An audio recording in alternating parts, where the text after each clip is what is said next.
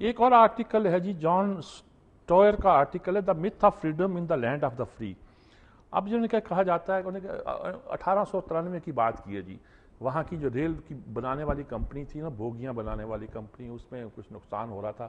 انہوں نے اس میں ڈاؤن سائزنگ وغیرہ کی ہوگی اور کچھ بندے نکال دیے ہو گئے. ان کی حمایت میں ریلوے کے مزدور بھی نکل آئے تھے باہر اور ایک ہنگامہ ہو گیا تھا. اور 1918 تک وہ پھر وہ چلتا رہا. بعد میں بھی اس کے اثرات پھیلتے رہے. انہوں نے بہت امریکنز نے اس میں حصہ لیا اور بڑے زیادہ یہ مظاہرے ہونے کا. آج وہی صورتحال ہے. انہوں نے کہا کہ اس وقت بھی ان کے پاس فائرنگ وائرنگ کی گئی، یہ کیا گیا. آج بھی کیا چاہتے ہیں؟ فری امریکہ. آپ کہتے ہو امریکہ فری نہیں ہے، آپ ان کو اکٹھا نہیں ہونے دینا چاہتے. وہ کوئی بات آپ کے خلاف ہونے کا کہ اس وقت جو لوگ آئے تھے، وہ جو لیڈر تھا ان کا، وہ سوشلسٹ نہیں تھا، لیکن اس موومنٹ کے ذریعے سوشلسٹ ہو گیا. انہوں نے کہا آکوپائی وال اسٹریٹ جو موومنٹ ہے، یہ سوشلزم کی موومنٹ نہیں تھی، لیکن جس طرح آپ ان کو روک رہے ہیں، ان کے رستے روک رہے ہیں، ان کے طاقت کا استعمال کر رہے ہیں، تو ایک دن آئے گا آپ کو لگے گا یہی سوشلزم کی بات کر رہے ہیں، یہی انقلاب کی بات کرتے دکھائی دیں گے آپ کو. اور انہوں نے کہا یہی صورتحال ہے جس سے وہ گھبرائے ہوئے ہیں. انہوں نے کہا کہ کئی آپشن ہیں. Perhaps there is a third, the executing of state violence in the name of security. کہ کل آپ سیکورٹی کے نام پر یہاں طاقت کا استعمال بھی کریں اور چاہیں کہ ان لوگوں کو قابو کیا جائے. آپ نے سیکورٹی کے نام پر پہلے ہی امریکیوں کے حقوق چھین لیے ہوئے ہیں. America is not that free world. اس وقت بھی آپ نے گولی چلائی تھی، لوگوں کا ذہن بدل دیا تھا. اتنے سال کے بعد بھی وہی صورتحال ہے اور وہی صورتحال پیدا ہوئی ہے اور صورتحال بدل بھی سکتی ہے جی اسی وجہ سے جی. آرٹیکل کچھ اور بھی ہیں، خاص طور پر فگرز کے لحاظ سے منو بھائی کبھی کبھی نکال کے لاتے ہیں. آج انہوں نے بڑی تعریف کی ہے حکومت کی. انہوں نے کہا جی بڑا، ایک تو اتنی لمبی جمہوریت قائم رکھنے کا عرصہ انہوں نے کر لیا ہے. دیکھیں سمجھدار آدمی جب کسی کے حق میں لکھتا ہے، حکومت کا بھی حق میں، تو دلائل تو وہ لے آتا ہے نا جی. تو انہوں نے کہا جی دیکھیں نا، گندم کی پیداوار 2,50,00,000 ٹن تھی، اس سال 2,73,00,000 ٹن پیدا ہوگی، یعنی گندم کی پیداوار بڑھ جائے گی. انہوں نے کہا 30.5 من فی ایکڑ تھی، اس بار 31.5 من فی ایکڑ ہوگی. ہم نے ییلڈ بھی بڑھائی، ان کی پیداوار بھی بڑھائی، ہر چیز میں ہم نے اضافہ کیا. اور بھی کچھ فیوز و برکات اس جمہوری کہ ہماری $1 ارب تھی، یعنی کہ چاول باسمتی سمیت جو ہم باہر بیچتے اس کی کمائی، اور اس سال $2 ارب تک پہنچ جائے گی. اور بھی کچھ انہوں نے لکھا ہے جی کہ ٹیکسوں میں 28% اضافہ ہو گیا ہماری وصولی میں، اور 1,952 ارب کے ٹیکس ہم اکٹھے کر لیں گے. مطلب کہنے کا یہ ہے کہ اعداد و شمار سے یہ پتہ چلتا ہے کہ اس حکومت نے، جمہوری حکومت نے، یا کوئی ہمیں نقصان تو پہنچائے ہیں لیکن کچھ فائدے بھی پہنچائے ہیں. بھائی یہ فائدے تو کسی کو بھی آپ بٹھا دیں گے. نیچرلی ہمارے ہاں ایک گروتھ کا پروسیس تو ہے، وہ بڑھتا جا رہا ہے، لیکن گروتھ کا جو پروسیس ہمارے ہاں ہونا چاہیے، جس کے نتیجے میں ہمارے ہاں غربت ختم ہو، جہالت ختم ہو، وہ نہیں بڑھ رہا. دیکھیں جی انڈسٹری لگے گی تو لوگوں کو روزگار ملے گا، روزگار ملے گا تو لوگوں کی غربت دور ہوگی جی. انڈسٹری ہم ایکسپینڈ نہیں کر رہے. اب گندم ہماری پیدا ہو رہی تھی، کسان محنت کرتا ہے، پانی نہ بھی ملتا ہو تو کچھ اور کوشش کرتا ہے، تو گندم اللہ کی فضل سے بہتر ہو گئی. چاول کی فصل اللہ سے بہتر ہو گئی. کاٹن ہماری مین کراپ ہے، وہ ہم بیچتے ہیں، بیچ کے اپنا ایکسپورٹ کے ذریعے سے کچھ اپنی امپورٹ کا بل ادا کرتے ہیں، کچھ عللے تللے بھی پورے کرتے ہیں. ٹیکسٹائل یہ جو پہن رکھی ہے ہم لوگوں نے، اس میں ہمارے کچھ سے ہو جاتی ہے. 60% پیسہ ہمارا کپاس لے کے آتی ہے. گندم ہم خود کفیل ہو جاتے ہیں، ہمیں باہر سے منگوانی نہیں پڑتی. چاول ہم کچھ بیچ باچ کے کچھ اور بھی ایکسٹرا پیسہ کما لیتے ہیں، اور چمڑا شمڑا بیچتے ہیں. اور کیا بیچتے ہیں ہم لوگ جی؟ ہماری پروڈکٹس ہیں جس کو ہم بیچ سکیں جی. انڈیا سے تجارت کرنی ہے جی، ہمیں خسارہ رہے گا. کیوں خسارہ رہے گا؟ اس لیے خسارہ رہے گا کہ ہم نے اپنی انڈسٹری کو پراسپر کرنے نہیں دیا جی. بنگالی یہاں آ کے نوکری کرتا تھا جب پاکستان ٹوٹا تھا. کیوں کرتا تھا؟ اس لیے کرتا تھا کہ اس کا 1 روپیہ جو تھا، ہمارے 2 روپے، ہمارے 1 روپیہ جو تھا اس کے 2 روپے کے برابر ہوتا تھا. جو بنگالی یہاں 1000 روپے تنخواہ کرتا تھا، اپنے دیش میں اس کی تنخواہ 2000 بن جاتی تھی. وہ بڑے آرام سے بیچتا تھا. یہاں بھی اب وہ نہیں کرتا.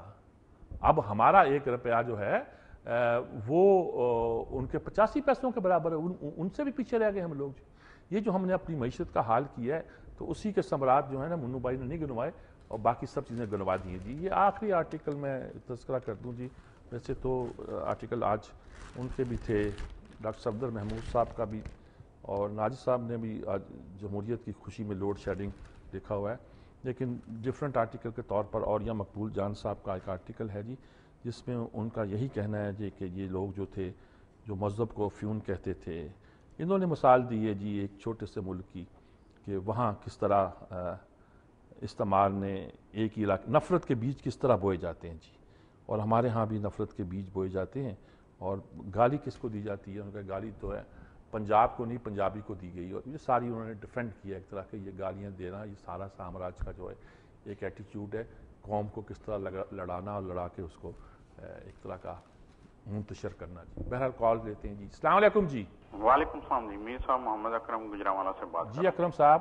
میر صاحب گزشتہ دنوں وزیر اعظم صاحب نے فرمایا کہ اقتدار عوام کی امانت ہے اور جس قدر برداشت اور رواداری کا مظاہرہ ہم نے کیا کوئی نہیں کر سکتا، بالکل درست فرمایا، لیکن جس طرح سے اقتدار کی امانت کا استعمال کیا، جو حشر کیا پوری قوم اس سے واقف ہے، جو مہنگائی کا انعام دیا گیا، جو بحرانوں کو بحران ڈالے گئے، اسکینڈل پر اسکینڈل کھڑے کی، یہ تو عوام کی قوت برداشت اور رواداری ہے کہ جس کے سبب 4 سالہ جمہوریت کے مزل لوٹے گئے ہیں اور آئندہ کے الیکشن میں بھی حاوی ہونے کا ارادہ رکھتے ہیں۔ ٹھیک ہے جی، بالکل یہ بات تو بالکل درست فرماتے ہیں۔ دیکھیں اکرم صاحب جب بھی بات کرتے ہیں، ابھی ریسنٹلی انہوں نے ہمارے ایک طرح کا کلب کو جوائن کیا ہے، کچھ لوگ کہتے ہیں جی وہ آپ کے وہی لوگ ہوتے ہیں جو بار بار آتے ہیں، لیکن یہ کہ نئے لوگ بھی شامل ہوتے ہیں، نئے لوگ بھی گفتگو کرتے ہیں۔ ہماری طرف سے فری ہے، ہر آدمی گفتگو کر سکتا ہے۔ اگر کوئی آدمی اتنی پین لیتا ہے کہ وہ شروع سے بیٹھا ہوا اس انتظار میں ہوتا ہے کہ لائن خالی ہو تو وہ بات کرے، تو اس کو اس پین کی ملنی چاہیے اکرم صاحب ابھی۔ اور لیکن ان کی خوبی مجھے یہ نظر آتی ہے کہ یہ اپنے پوائنٹ لکھے ہوتے ہیں، انہوں نے بالکل بہت کلیئر ہوتے ہیں کہ انہوں نے کیا کہنا ہے، اور مختصر وقت میں زیادہ بات کو کنوے کرنے کی کوشش کرتے ہیں۔ بات ان کی بڑی کلیئر ہے، جس پہ کسی کمنٹس کی بھی مجھے کبھی ضرورت کمی پیش آتی ہے، کبھی کبھی دل کرتا ہے تو کر دیتے ہیں کمنٹ۔ ایک کال اور موجود ہے، بات کرتے ہیں جی۔ السلام علیکم جی۔ السلام علیکم جی جناب۔ ہم ابھی 2 دنوں پہلے ہم لاہور گئے تھے، تو وہاں جو بجلی کا حال ہے وہ تو دیکھ کے واقعی لوگ پریشان ہو گئے ہیں۔ اگر یہ لوگ کر رہے ہیں احتجاج بالکل صحیح کر رہے ہیں، اس میں کوئی وہ نہیں ہے، جھوٹ نہیں ہے، بلکہ وہ بالکل صحیح کر رہے ہیں، لیکن یہ ہے کہ اپنی املاک کو نہ نقصان پہنچائیں اور اس گورنمنٹ کے خلاف نکلیں باہر۔ ٹھیک بات ہے جی، بس میں تو یہی کہا کرتا ہوں آج کل کہ جن کو غوث اعظم کی پکڑ میں دے دیجیے گا، انہیں کی اگر ان کو کہنا ہے کہ ہم ان کی اولاد میں سے ہیں، تو وہ یہ ظلم اپنی اس امت پہ برداشت نہیں کریں گے جو اس خلق خدا پہ روا رکھا گیا ہے۔ سیاست کے چکروں میں یا اپنی نااہلی کی وجہ سے یا بدنیتی کی وجہ سے آپ نے ملک کا کیا حال کر دیا جی، لوگوں کو کتنا تنگ کر دیا، کبھی تصور تھا اس بات کا جی؟ ایک کال اور موجود ہے، بات کرتے ہیں جی۔ السلام علیکم جی۔